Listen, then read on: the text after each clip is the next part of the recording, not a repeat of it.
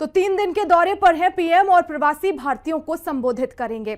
और ऐसे में यह दौरा उनका काफी महत्वपूर्ण माना जा रहा है। दरअसल प्रधानमंत्री मोदी अब तक अमेरिका का 8 बार दौरा कर चुके हैं। न्यू जर्सी में 10 साल पहले एक कार्यक्रम में प्रवासी भारतीयों को संबोधित किया था और उसके बाद ये दूसरा कार्यक्रम है जब प्रवासी भारतीयों के बीच एक बार फिर से प्रधानमंत्री मोदी दिखाई देंगे और लोगों को संबोधित करेंगे।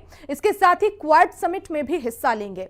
तो मोदी का सुपर पावर शो जल्द ही शुरू होने वाला है, क्योंकि ये 3 तस्वीरें हम आपको दिखा रहे हैं जहां पर अमेरिका के 3 दिन के दौरे पर रहेंगे। रवाना होने से पहले ये तस्वीरें सामने आई हैं जहां पर वो अभिवादन कर रहे हैं। क्वाड लीडर समिट में हिस्सा लेंगे जहां पर प्रधानमंत्री और राष्ट्रपति भी मौजूद रहेंगे। मोदी बाइडेन के बीच द्विपक्षीय बैठक होगी और हमने आपको सुनाया कि जो प्रवासी भारतीय हैं वो कितने उत्साहित हैं। उनका कहना है कि जब भी प्रधानमंत्री आते हैं तो यंगस्टर्स में काफी जो है वो एक्साइटमेंट देखने को मिलता है। यूथ उनसे काफी प्रभावित होता है क्योंकि लगातार वो यूथ के लिए कई तरह के प्रोग्राम्स चलाते हैं, स्किल डेवलपमेंट चलाते हैं, छात्रों से बात करते हैं, मन की बात के जरिए खिलाड़ियों को जो है वो हौसला अफजाई करते नजर आते हैं। तो इससे हम साफ समझ सकते हैं कि जो यंगस्टर्स हैं वो काफी ज्यादा प्रधानमंत्री से कनेक्ट करते हैं, उन्हें समझ पाते हैं।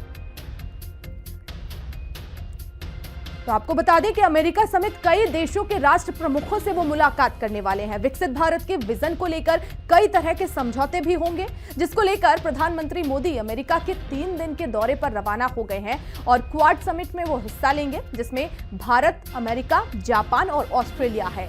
ये क्वाड देश हैं जिसमें ये 4 एक विशाल देश हैं। इन चारों महाशक्तियां जब भी मिलती हैं तो दुनिया भर की नजर इन सभी पर होती है। खासकर चीन इससे सबसे ज्यादा विचलित होता है क्योंकि चीन की ताकत के सामने ये सभी देश एक बैरियर की तरह खड़े हैं। और इस समिट के साथ अमेरिका के राष्ट्रपति जो बाइडेन, प्रधानमंत्री मोदी के बीच द्विपक्षीय बैठक होगी जिसमें कई बड़े समझौते होने की उम्मीद है। और पूर्व राजदूत जेके त्रिपाठी जी इस वक्त हमारे साथ जुड़ गए हैं। हम उन्हीं से जानते हैं कि आखिर ये दौरा उनका कितना महत्वपूर्ण है। सर, आप ही से जानेंगे क्योंकि लगातार पीएम अमेरिका के दौरे पर रहते हैं और इस बार क्वाड देशों के साथ वो मिलने वाले हैं। पीएम ने अपनी उत्सुकता तो व्यक्त की, लेकिन अगर हम देखें भारत के लिहाज से, संबंधों के लिहाज से, तो ये दौरा कितना महत्वपूर्ण है? नमस्कार वर्षा, आपके सारे दर्शकों को भी मैं नमस्कार करता हूँ। रहा आपके प्रश्न का सवाल कि पीएम का ये दौरा कितना महत्वपूर्ण है, तो देखिए सबसे बड़ी बात तो ये है कि ये ऐसे समय हो रहा है जबकि सारी दुनिया में 2 जगह पे फ्लैश पॉइंट है, 2 जगह पे संघर्ष चल रहा है, इजराइल में और यूक्रेन में। और ऐसे में पीएम का वहां पर जाकर के क्वाड की समिट में हिस्सा लेना, क्वाड के शीर्ष सम्मेलन में हिस्सा लेना बहुत महत्वपूर्ण बनता है। और खासतौर से ये भी समझ लीजिए कि जब पीएम एक बार अभी हाल में ही पुतिन से मिले और उसके बाद दोबारा पीएम वहाँ जेलेंस्की से मिले, वोलोदिमीर जेलेंस्की से, यूक्रेन के राष्ट्रपति से, तो ये माना जा रहा था कि शायद पीएम के हस्तक्षेप की वजह से थोड़ा सा कहीं कुछ नरमी दोनों ग्रुपों में आएगी और शायद इस चीज को भी बात वहां पर होगी। क्योंकि देखिए ऐसा है कि जब भी कोई 2 देशों के राष्ट्राध्यक्ष मिलते हैं बायलैटरल में, तो सिर्फ आपसी उनकी बात नहीं करते, संबंधों की बात नहीं करते, बल्कि विश्व में और क्षेत्र में आर्थिक, सामाजिक, राजनीतिक, कूटनीतिक, रणनीतिक जो घटनाएं हो रही हैं, जो डेवलपमेंट हो रहा है, उसके बारे में भी बात करते हैं। तो ये एक बहुत बहुत महत्वपूर्ण मौका होगा मोदी जी के लिए कि वो बाइडेन से द्विपक्षीय वार्तालाप में ये चीज मानेंगे। कई समझौते तो जैसे आपने कहा होंगे ही, और इसके साथ ही साथ जो क्वाड का चतुर्वर्ग वो है सम्मेलन है, इसकी वजह से जैसे आपने वर्षा सही कहा कि चीन इससे तिलमिला जाता है। जब पहला सम्मेलन हुआ था, जब पहली बार समिट हुई थी, तो मुझे याद है चीन ने ये कहा था उससे पहले कि ये क्वाड तो समुद्री सेन जैसा है जो थोड़ी देर में खत्म हो जाएगा। लेकिन जब क्वाड की समिट हो गई तब चीन कहने लगा कि क्वाड तो हमारे खिलाफ बनाया गया है। लेकिन ऐसी बात नहीं। ऐसी कौन सी चीजें हैं, ऐसी कौन सी वो ताकतें हैं जो ये जो देश हैं, क्वाड देश, इसको लेकर अगर ये सभी नेता आपस में बैठते हैं तो चीन को तिलमिली लग जाती है, वो परेशान हो जाता है? देखिए, एक तो चीज यह है कि क्वाड का सबसे बड़ा एक एजेंडा पॉइंट है कि इंडो पैसिफिक क्षेत्र में शांति की स्थापना। इंडो पैसिफिक क्षेत्र के लिए जो चारों देशों ने ये कहा है कि उनका आउटलुक यह है कि वहां पर ओपन, फ्री और रूल बेस्ड काम होना चाहिए, जो कि चीन नहीं करता। चीन की विस्तारवादी नीति है।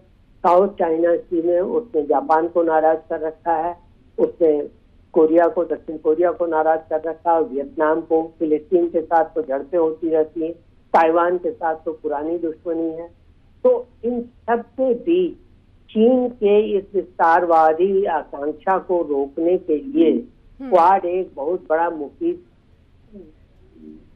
वो है।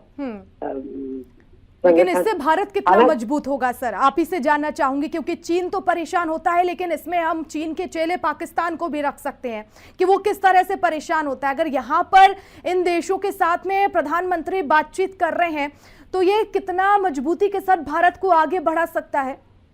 देखिए, भारत की भूमिका जहाँ तक क्वाड में है वो खाली चीन को काबू में रखने की नहीं है, क्योंकि उसके लिए तो 3 देशों का, ऑस्ट्रेलिया, यूके और यूएसए का एक AUKUS सम्मेलन है, AUKUS बॉडी है जो कि सिर्फ चीन के खिलाफ काम कर रही है।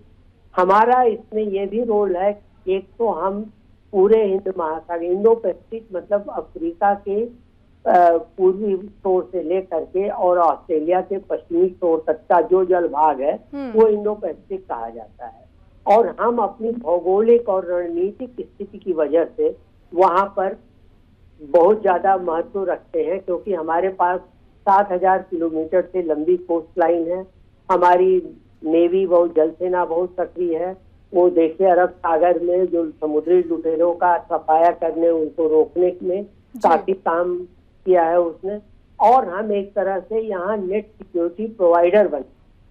तो इसलिए हमारी भी ये जिम्मेदारी होती है कि हम इस पूरे क्षेत्र में, जिसमें वो क्षेत्र भी आ जाता साउथ चाइना सी का, कि वहाँ हम शांति और सद्भावना और बिल्कुल, और हमेशा भारत शांति की ओर आगे बढ़ा है और शांति कायम रखना चाहता है, इसी के साथ वो आगे बढ़ता है। लेकिन आप इससे जानना चाहूंगी सर, क्योंकि जिस तरह से इस समय चीन पाकिस्तान बौखलाया हुआ है, दूसरी तरफ प्रधानमंत्री को हाल ही में चुनाव में जीत मिली, अमेरिका में भी चुनाव है।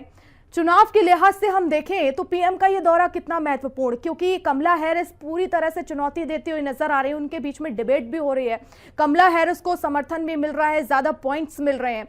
तो क्या इसका असर पड़ेगा, क्योंकि भारतवंशियों से वो सीधी मुलाकात करेंगे? देखिए, मेरे विचार से इसका कोई खास असर नहीं पड़ना चाहिए, क्योंकि आपने देखा जब ट्रम्प थे तब भी हमारे रिश्ते अमेरिका के साथ अच्छे थे और वो लगातार और दृढ़ होते जा रहे हैं। हालांकि अब ट्रम्प ने अपने बड़बोलेपन में ये कह दिया कि मोदी आएंगे तो हमसे मिलेंगे, लेकिन ऐसी कोई बात नहीं है, ऐसी कोई योजना नहीं है। तो ट्रम्प हो या कमला हैरिस हो, कोई भी किस जाति का या किस मूल का हो, इससे कोई फर्क नहीं पड़ता। फर्क इस बात से पड़ रहा है कि भारत की स्थिति, रणनीतिक स्थिति और सामरिक स्थिति, आर्थिक स्थिति, क्योंकि देखिए, भारत सिर्फ ऐसा देश है जो कि इतनी तेजी से प्रगति कर रहा है, बाकी सारे देशों की प्रगति कम हो गई, आर्थिक प्रगति कम हो गई या खत्म हो गई। तो ऐसे में भारत ऐसी स्थिति में है कि उसकी अवहेलना अमेरिका नहीं कर सकता। अमेरिका भारत को हर हालत में अपने साथ बनाए रखना चाहता है। आपने देखा होगा कि तुर्की जो है वो नेटो का मेंबर है, लेकिन तुर्की ने रूस से S-400 एंटी मिसाइल सिस्टम लिया तो अमेरिका ने उस पर पाबंदी लगा दी। हम 1, 2 नहीं 4 सिस्टम ऐसे ले रहे हैं और अमेरिका हमारे ऊपर अभी तक पाबंदी नहीं लगा पाया है। रूस से हम तेल ले रहे हैं और उसी को यूरोप में बेच रहे हैं और अमेरिका कुछ नहीं कर पाया है, क्योंकि अमेरिका की मजबूरी है कि एशिया में रूस और चीन की बढ़ती ताकत को रोकने के लिए एक बड़ी ताकत उसके साथ हो, और वो बड़ी ताकत भारत के अलावा और कोई नहीं है। तो इसलिए जो भी राष्ट्रपति आए, ये होगा कि भारत के साथ रिश्ते अच्छे रहेंगे। हाँ, कमला हैरिस के आने से एक फर्क ये पड़ा कि आपने देखा होगा कि बाइडेन ने उनकी ट्रंप जाते जाते भारतीयों के वीजा में कुछ कमी कर गए थे, H1B वीजा में, और जो कि कमला हैरिस के टाइम में या डेमोक्रेट्स ने कहा कि नहीं, हम इसमें कुछ वो नहीं करेंगे, वो दिक्कत नहीं होगी यहाँ, क्योंकि ये लोग इमिग्रेंट्स के खिलाफ नहीं है जितना कि ट्रंप अभी है या रिपब्लिकन पार्टी। तो मेरे ख्याल से आगे आने वाला समय भारत के लिए अच्छा ही होगा, और मोदी जी की वजह से भारत की छवि एक अच्छे लोकतांत्रिक देश के रूप में बनी। बिल्कुल, और लक्ष्य है सर 2047 तक भारत को विकसित राष्ट्र की श्रेणी में लाना है। और ऐसे ताकतवर देशों के साथ जब प्रधानमंत्री मिलते हैं तो क्या उम्मीदें और बढ़ जाती हैं कि वाकई में अब 2047 तक हमारा भारत जो है वो विकसित राष्ट्र कहलाएगा?